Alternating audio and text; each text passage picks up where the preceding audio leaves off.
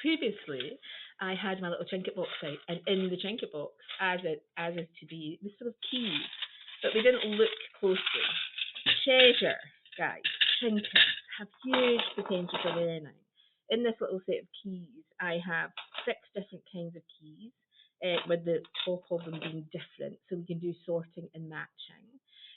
We can do counting. We can do the story of 5. We can put 1 add 4 makes 5.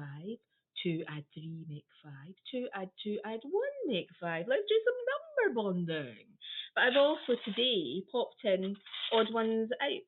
And we can do one-to-one correspondence. We can do loads of things with treasure.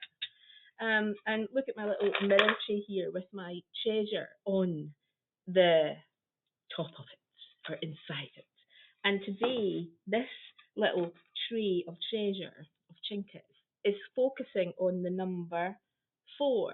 So I have 4 of these lovely loose parts.